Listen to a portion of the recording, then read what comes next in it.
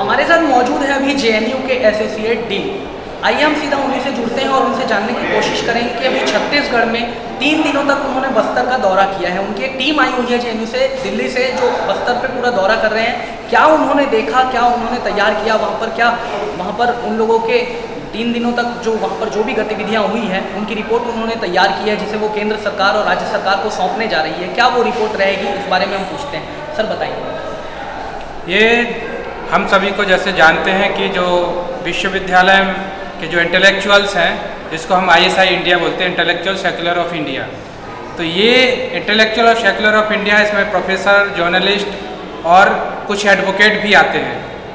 और ये जो एडवोकेट हैं ये ट्राइबल राइट की बात करते हैं कि हम ट्राइबल को लेके बात कर रहे हैं, या वहाँ पे जल जंगल ज़मीन की या उनकी ज़मीनों को हड़पा जा रहा है, इसलिए ये जो है वहाँ पे दिल्ली में ऐसी ऐसी बातें सुना के जो उस विश्वविद्यालय के, जेएनयू के विश्वविद्यालय के या DU के विश्वविद्यालय के जो छात्र हैं उनको भड़काते रहते हैं, जो गरीब और एक गरीब परिवार से आते हैं। और एक जो गरीब परिवार से आते हैं तो वो उन्हीं को अपने मानसिकता का शिकार बनाते हैं, बार बार गरीबी पे बोलते रहते हैं कि गरीबों के लिए खतरा है। तो उनको धीरे धीरे सिस्टम के खिलाफ एक सिस्टमेटिकली ब्रेन वॉश करके और उनको एक नक्सलवाद का सिंपैथाइजर बनाते जाते हैं। और इसके अलावा अब हम देखते हैं कि जो अब ये जो नक्सलवाद जो शुरू हुआ था तो वो अकेला जो है छत्तीसगढ़ में नहीं रहा, इसमें एक बहुत बड़ा इंटरनेशनल नक्सस बन गया है। और इसमें इंटेलेक्चुअल जो है देश भर के प्रोफेसर्स जो नक्सलवाद के सिंपैथाइजर हैं, और उसमें कहीं ना कहीं जो पैसा है इन लोगों के पास वो पहुंचता है। तभी हम देखते हैं कि सुकमा में जो घटना होती है वो तुरंत के तुरंत जेएनयू के जो कुछ जो नक्सल प्रोफेसर्स हैं उस घटना को सेलिब्रेट करते हैं और जवानों की शहादत को होली का रूप देके उत्सव मनाते हैं। उसमें वहाँ के स्टूडेंट भी शामिल होते हैं। तो झूठी वहाँ पे पुलिस एट्रोसिटीज़ की, आर्मी एट्रोसिटीज़ की, CRPF की एट्रोसिटीज़ की कहानियाँ बना के बच्चों को सुनाते हैं और उनका ब्रेन वॉश करते हैं। तो हम लोगों ने सोचा कि एक बार जो दिल्ली में बैठ के हम लोग सुनते रहते हैं, तो यहाँ पे छत्तीसगढ़ में आके ग्राउंड रियलिटी देखें, फैक्ट देखें, क्या सिचुएशंस है। तो यहाँ आके हम जो नक्सल से प्रभावित लोग हैं, पीड़ित लोग हैं, विक्टिम लोग हैं, जिन्होंने सरेंडर किया है, उन लोगों से मिले, उनके बच्चों से मिले।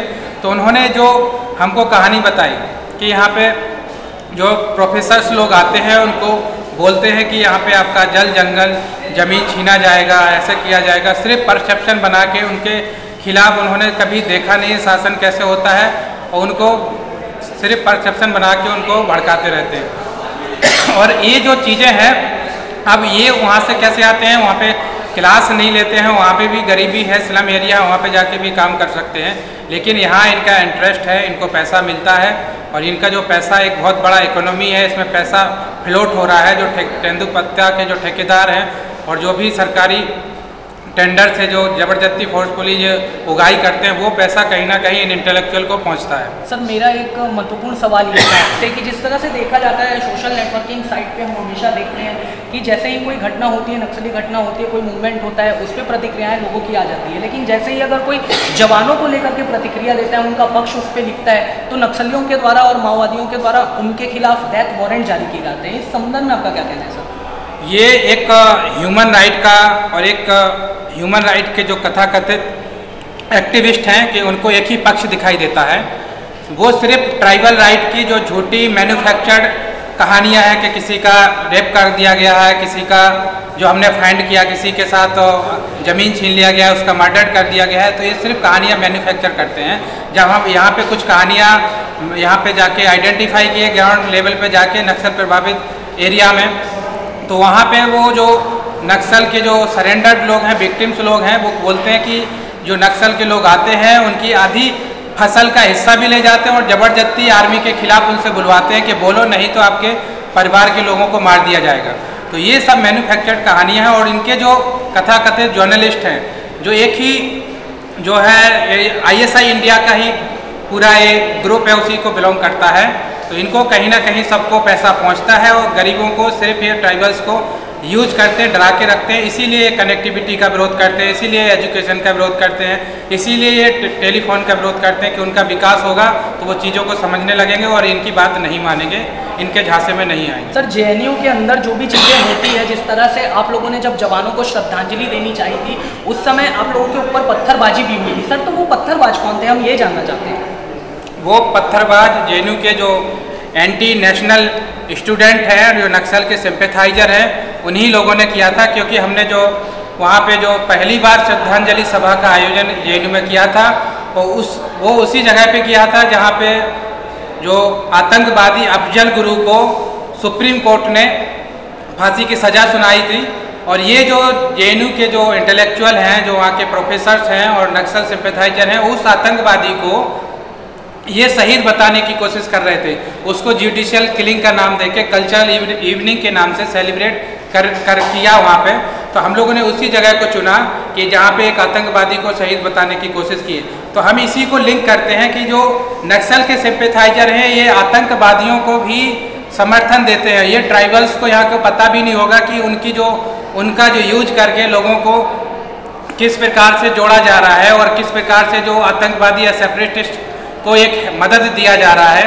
तो ट्राइबल्स आज के टाइम में हम इसको बोलते हैं IS of India, intellectual separatist और इंटेलेक्चुअल सेकुलर। ये उतनी ही खतरनाक है जितनी कि आईएस है जो हमारे जो सीरिया में काम कर रही है। और ये एक ट्राइबल्स को और आतंकवादी संगठनों को एक साथ एक प्लेटफॉर्म पे लाने का, देश पे दबाव बनाने का और देश की युवा पीढ़ी को भ्रमित करने का एक बहुत बड़ा इंटरनेशनल षड्यंत्र भी है और देश के अंदर भी षड्यंत्र है। सर, शिक्षकों की एक काउंसिल जो जेएनयू के अंदर कार्य करती है, अभी हमें सूचना मिली है कि आप भी उस काउंसिल के सदस्य हैं, और अभी जब आप यहाँ पर दौरे पर आए हैं बस्तर के, तो वो काउंसिल को अचानक भंग कर दिया गया है। इसका क्या कारण है सर? ये जो चाहे जो यहाँ जंगल में भड़काने वाले जो इंटेलेक्चुअल नक्सल्स हों, या किसी यूनिवर्सिटी में हो, या जर्नलिस्ट हो, या किसी कोर्ट के अंदर वकालत करने वाले वकील हो, ये हम इनका देख सकते हैं। जैसे 9 फरवरी की एक शर्मनाक घटना जब जेएनयू में होती है, तो पूरे देश के और विदेशों के प्रोफेसर्स से जो इंटेलेक्चुअल जो बोलते हैं अपने आप को, विदिन ए वीक पूरे विश्व की यूनिवर्सिटी से हमारे जेएनयू के वाइस चांसलर को लेटर आते हैं। तो ये विदिन ए वीक पूरे विश्व से वाइस चांसलर के ऊपर प्रेशर क्रिएट किया जाता है, लेटर लिखा जाता है, और जो एंटी नेशनल एक्टिविटी वाले जो स्टूडेंट हैं उनके समर्थन में।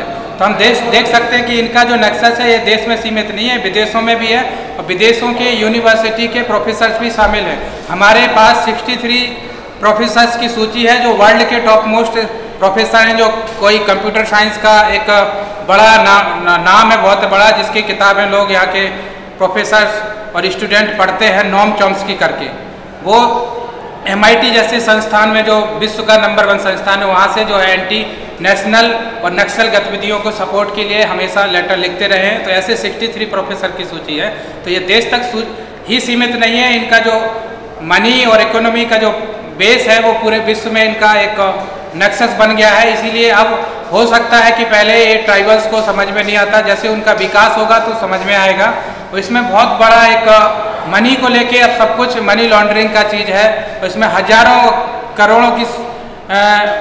करोड़ रुपए इकट्ठा किया जाता है और डिस्ट्रीब्यूट होता है। तभी हम देखते हैं कि जो वहाँ पे क्लास नहीं लेते हैं, लेकिन इनको यहाँ पे महीनों जंगल में बिताने के लिए समय मिल जाता है। वहाँ भी स्लम एरिया है, वहाँ पे भी जाके गरीबों की मदद कर सकते हैं। लेकिन इनका एक जो बेनिफिट है पैसे के रूप में, इनको सबको डिस्ट्रीब्यूट होता है और उसी में ये ट्राइबल्स को यूज कर रहे हैं।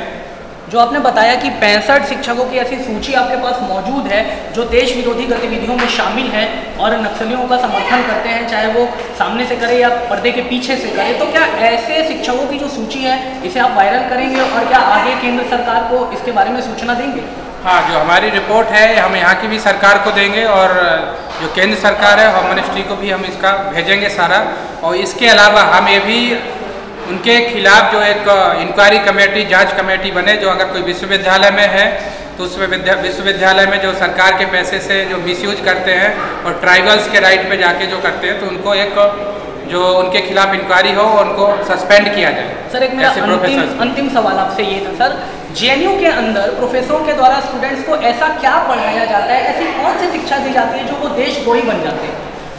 जब तक जेएनयू में जो छात्र आता है उस टाइम तक वो ठीक रहता है, लेकिन कुछ स्कूल है वहाँ पे, उन स्कूलों में जो गरीब बच्चों का एडमिशन होता है, क्योंकि उन JNU में गरीबों के लिए कुछ एक एक्स्ट्रा नंबर रखा गया, मार्क्स रखा गया, जिनसे उनका वहाँ पे सिलेक्शन होता है। लेकिन होता क्या है कि जो उनके जो प्रोफेसर हैं तरह तरह की झूठी कहानियाँ सुनाते हैं कि ये सिस्टम है आपका मिसयूज कर रहा है, इसीलिए आप गरीब हो, अभी तक आपके माता पिता को अधिकार नहीं मिले हैं, आपको अच्छे जगह पढ़ने के लिए स्कूल नहीं मिला है, और ये बहुत बड़े कैपिटलिस्टों की साजिश है, ब्राह्मणवाद की साजिश है।